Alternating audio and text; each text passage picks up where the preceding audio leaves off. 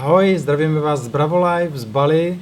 Ahoj, ako všetci viete, momentálne neporiadame žiadne pobyty, tak sme sa rozhodli urobiť krátky zostrih z toho, čo sa na Bali v projekte Bravolife podarilo za 2 roky. Tak máte tam spoustu příběhů, spoustu lidí, kteří mluví o tom, jak jim pomohlo šťávování, detox, živá strava. A je to ve zkratce opravdu a je to hodně zajímavý, tak si to užijte a mrkněte se na to. Ahoj. Práve teraz. Teď.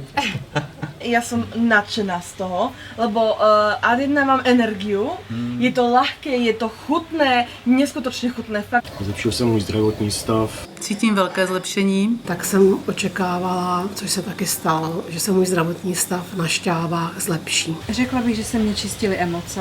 Klobouk dolů, kdo to nevyzkoušel, samozřejmě neuvěří. Zlepšily se mě moje zdravotní problémy. Cítila jsem se dobře a prostě cítila jsem, jak se tělo čistí. Myslím, že asi nejvíce zlepšilo moje myšlení. Aspoň já osobně se cítím výborně. Změny jsem pocítil v nohou. Tak jako mám dost tvrdý nechty, co jsem dřív neměla. Zlepšila se mi kvalita nechtů. Já nemývám vůbec dlouhý, už jsem neměla půl roku dlouhý nechty. Jo.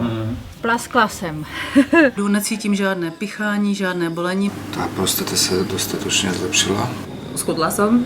Člověk se fakt cítí plný energie. Nevěřil bych tomu. No, pocituju na sobě hodně změn. Je to fantastická strava. Hrozně moc mi to chutná. Celé zdi praská kůže kolem nechtů. Co kůže? Tady ne. Nemám nafoknuté brucho, ako som zvykla mať. Pominuli bolesti břicha, pominulo problém s plícema. Pozoruju na sobě velké změny. Dneska jsem si všimla, že mi zmizl exém. Přemýšlím mnohem pozitivněji. A ještě vzpomínul, ještě předtím, jsme byli zapli, tak vzpomínul ty nohy. Ty nohy, mi zmizely takový ty žilky, ty drobné. Stále mě nebolej kolena, stále mě nebolej lokty, i když už mám termín operací. Zmizela mi obruč. Moje pleť se zlepšila, nejsem tak zavodněná. Mám o 5 kilo míň. Bolesti obou kolen. Jak to máš teďka vlastně během těch 3 týdnů? Jak cítíš kolena? Máš tady napsaný, že máš stále oteklé. Teďka? Nemám otek. A zlepšilo se i to, co bych neřekla, že se dá zlepšit.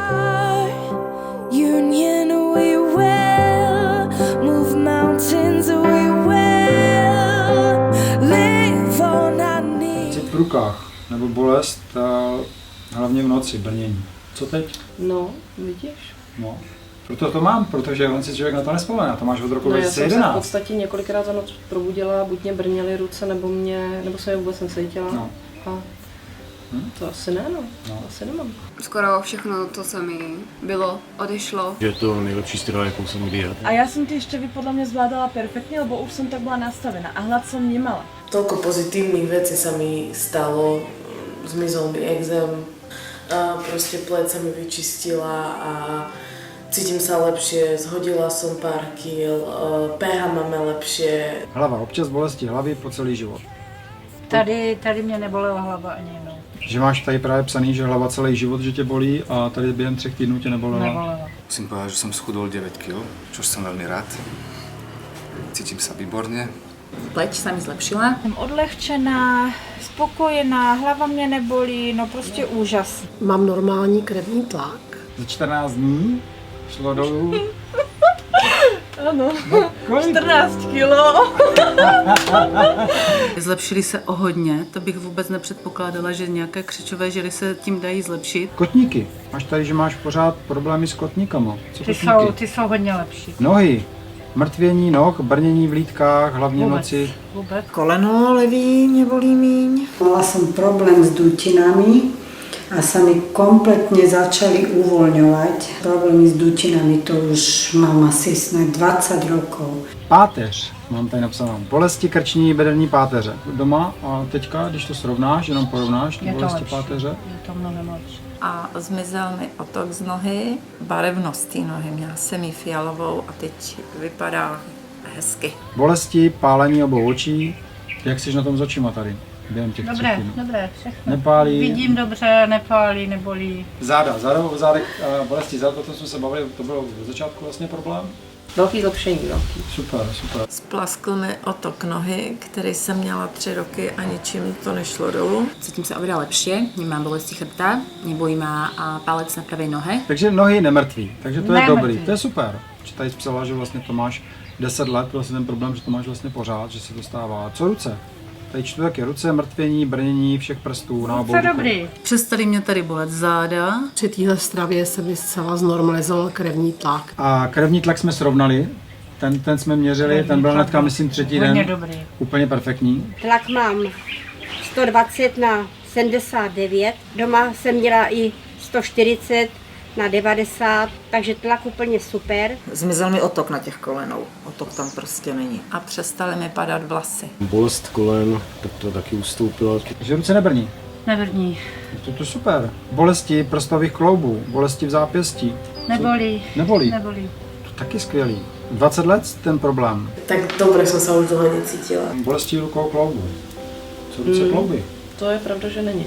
A nemám také tmavé kruhy pod očami, ako som mala. Zažívací problémy ty skončily, pálení žáhy už nemám. A bolesti hlavy nepravidelné, tak ty jsou úplně totálně pryč. Zmizela bolest, taková ta hluboká. Podle mě i taky jako hodně povolilo tady. Hodně. Jako bedra. Hrozná bolest až takhle jako do těch boků A to povolilo. hodně. Zmizela mě bolest v lopatce, která se táhla až do hlavy, vlastně do migrén. To zmizelo úplně, jako to nechápu. Děkuji za to. Bolesti proti tomu v Česku, když jsi byla, a teďka tady, jak jsi, tak co se týká kolen? Tady je to lepší. Zlepšily se mi žíly na nohách, takové ty drobnější žílky, to všechno je pryč. Cítím se skvěle. Odezněly mě migrény, nepadají mě vlasy. Co se týká váhy, tak 5,5 kg zhruba je už pryč. Tělo funguje bez bolesti. Hubla jsem zatím asi 4,5 kg, z čeho jsem úplně nadšená. Tak jsem přestala kašlat a přestali takové bolení hlavy. Mala som trochu napuknuté uzliny a tie sú už o dosť menšie. Čisté vidím zmeny na pleti. Měla jsem problémy s vyprazňováním celý život. Od té doby, co jsem byla na Bali, dochází ke každodennímu vyprazňování. Chodím pravidelně na záchod. Já jsem spokojená, je to jenom teda 6 kg. Jsem vlastně měl kašel, takže jsem se nemohl dlouhodobě zbavit, takže to odešlo. A ten tě bolel dlouho, ne? Ten žaludek, to bylo dlouhodobý, no. Touto cestou by som vám chcela povedať, že toto bola pre mňa fantastická skúsenosť. Změnila se toho spousta. Získala jsem sebevědomí a že všechny strachy jsou úplně zbytečný. A taky jsem strašně ráda, že jsem poznala vás dva a že jsem poznala, že jsou lidi, kteří jsou schopni dělat něco pro ostatní, věnovat se jim a kterým záleží na tom, aby se ti druzí nějakým způsobem někam posunuli, rozvíjeli, abyste jim pomohli. Prostě tohle mi to dalo. Chcela by som fakt veľmi pekne poďakovať, že mi dali tú šancu naučiť sa, ako žiť zdravo a zmeniť v podstate celý môj život, lebo keď sa, ako povedali, keď sa mením ja, menia sa strašne veľa vecí okolo mňa. To Bali pre mňa bolo vykúpenie, doslova vykúpenie zo života, pretože sa zmenilo veľa vecí, nielen čo sa týka stravy, ale aj čo sa týka môjho životného štýlu. Ešte stále mám o 30 kg menej, ale som v 9. mesiaci tehotenstva, takže to je asi pre mňa taký ten najväčší dar, pretože predtým, ako som išla na Bali, mi povedali, že nebudem môcť mať deti.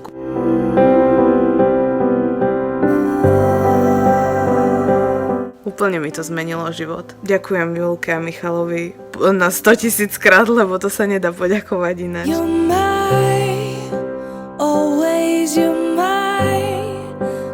No, Kdo to neskusí, tak tomu neuvěří. Doporučila bys Bravolife svým blízkým, známým přátelům? Jo, doporučila bych ho všem. Magické číslo 21, 3 týdny, je ukázání směru a cesty. Každý by si měl uvědomit, že prostě jsme to, co jíme. Když budeme zdraví my, tak bude spokojená celá naše rodina.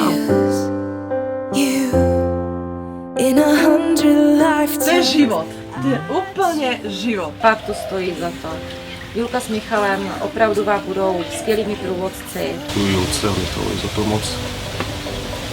Je to len v hlave, ten limit, ktorý máme, je len v hlave. Děkuji Bravolife. A urobila som najlepšie, ako som mohla. Ďakujem.